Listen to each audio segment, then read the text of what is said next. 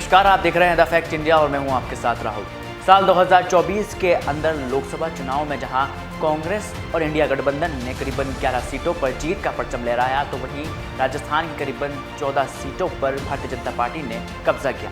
अब ऐसे में राजस्थान में करीबन 5 ऐसी विधानसभा सीटें थी जहां से के विधायक अब सांसद बन चुके हैं। ऐसे में तमाम 5 सीटों पर अब उपचुनाव होना है, लेकिन 1 या 2 सीट ऐसी है जहां पर राजस्थान के कांग्रेस के फायरब्रांड नेता माने जाने वाले सचिन पायलट की प्रतिष्ठा फिर से दांव पर लगने वाली है। जहां टोंक के देवली उनियारा विधानसभा सीट के साथ साथ दौसा में भी सचिन पायलट की प्रतिष्ठा फिर से दांव पर लगने वाली है। जहां टोंक में हरिश्चंद्र मीणा पहले देवली उनियारा विधायक थे, तो वहीं अब वो विधायकी का इस्तीफा दे चुके हैं। ऐसे में राजस्थान की देवली उनियारा विधानसभा पर उपचुनाव होना है। लगातार राजधानी दिल्ली से लेकर राजधानी जयपुर तक टिकट के दावेदारों की लंबी फहरिस्त को लेकर दौड़ते हुए राजस्थान के तमाम दिग्गज कार्यकर्ता नजर आ रहे हैं, जिनमें ये तक बताया जा रहा है कि इस बार के देवली उनियारा विधानसभा सीट पर कांग्रेस की वो तमाम दिग्गज नेता जो लोकसभा चुनाव में हार गए थे, वो हो सकता है कि इस सीट से चुनावी ताल ठोक दे, क्योंकि टोंक की देवली उनियारा विधानसभा वो विधानसभा सीट है जहाँ पर गुर्जर और जाट के साथ साथ मीणा मतदाता रहते हैं, और यही वो मतदाता होते हैं जो ये तय करते हैं कि कौन होगा जो देवली उनियारा विधानसभा सीट से विधानसभा तक का सफर तय कर पाएगा। आइए आपको बताते हैं कि देवली उनियारा विधानसभा सीट का क्या जातीय समीकरण है और क्या वहाँ के मुद्दे रहने वाले हैं।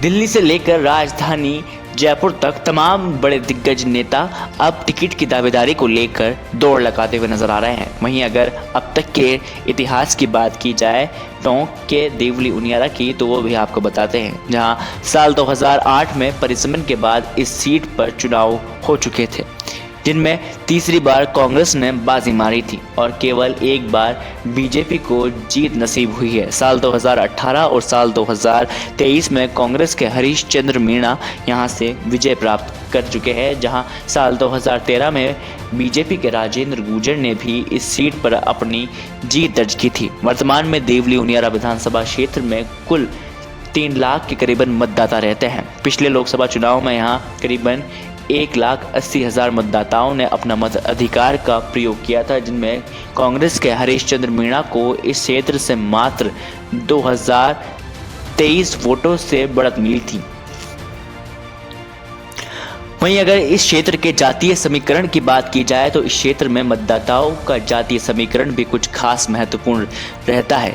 एसटी मीणा जाति के यहाँ पर करीबन 65 से 63 हज़ार मतदाता रहते हैं। अनुसूचित जाति के 57 से 61 के बीच मतदाता, वहीं गुर्जर जाति के 54 से 57 हज़ार मतदाता यहाँ पर रहते हैं।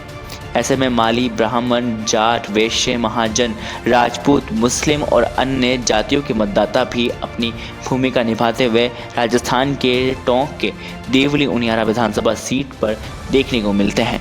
वहीं चुनाव को लेकर कांग्रेस और बीजेपी ने भी अपनी अपनी चुनावी कमेटी की गठन किया है। इसमें कांग्रेस और बीजेपी के दोनों ही तमाम दिग्गज नेताओं के बड़े लीडर्स यहां पर उतर कर लगभग अपनी तैयारी शुरू कर चुके हैं, जिनमें कांग्रेस ने यहां उपचुनाव के लिए हरिश्चंद्र मीणा, प्रशांत शर्मा, विकास चौधरी और हरि प्रसाद बैरवा की एक कमेटी का गठन किया है। वहीं अगर बात भारतीय जनता पार्टी की जाए तो जिनमें राजेंद्र राठौड़, हीरालाल नागर, जितेंद्र गोठवाल और ओम प्रकाश बढ़ाना की एक कमेटी बनाई है। ये वो तमाम भारतीय जनता पार्टी के दिग्गज नेता हैं जिन पर लोग आंख बंद कर कर भरोसा करते हैं, और कभी ये वहीं साल 2023 की विधानसभा में भी इस सीट पर काफ़ी बवाल देखने को मिला था, और वहीं से ही हरिश्चंद्र मीणा ने विधानसभा के चुनाव में भी यहां से बड़ी जीत हासिल की थी। ऐसे में अब ये सवाल बनता हुआ नजर आ रहा है कि क्या बीजेपी इस सीट को अपने कब्जे में कर पाएगी या नहीं।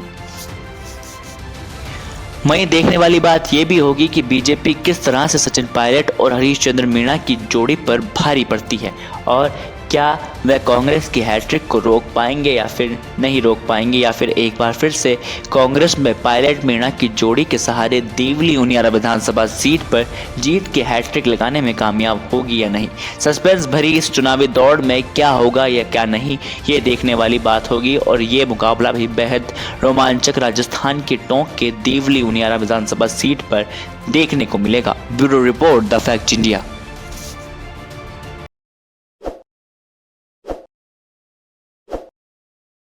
ताज़ा खबरों के लिए विजिट करें द फैक्ट इंडिया की वेबसाइट और डाउनलोड करें द फैक्ट इंडिया ऐप।